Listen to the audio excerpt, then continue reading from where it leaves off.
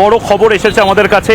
নন bailable warrant, অর্থাৎ যাদের বিরুদ্ধে নন বেলেবল ওয়ারেন্ট বা জামিন অযোগ্য ধারায় যাদের বিরুদ্ধে মামলা হয়েছে, যে সমস্ত লাল চুল কানে দুল এই ডালিম শেখদের মতন যারা, তাদের বিরুদ্ধে যে মামলাগুলো ছিল তাতে অ্যাকশন শুরু হয়ে গেছে, সারেন্ডার করা শুরু করে দিয়েছে।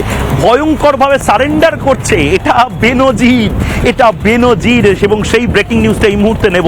আমাদের কাছে এই মুহূর্তে যে খবর আছে, 764 অর্থাৎ 764 জন এই মুহূর্তে অ্যারেস্ট হয়েছে এবং প্রথম দফায় গত 68 ঘন্টায় গ্রেপ্তার হয়েছে 500 জন দাগি অপরাধী। প্রথম দফার আগেই গুন্ডাদের শিরে সংক্রান্তি, আবারও বলছি গুন্ডাদের শিরে সংক্রান্তি, গুন্ডাদের ধরে ধরে গারদে পড়ছে পুলিশ প্রশাসন।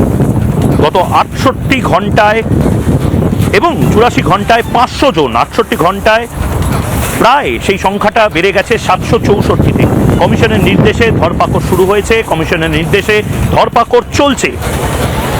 কমিশনের এই ধরপাকড় ততক্ষণ অবধি চলবে যতক্ষণ না বাংলায় সুষ্ঠু নির্বাচন হয়।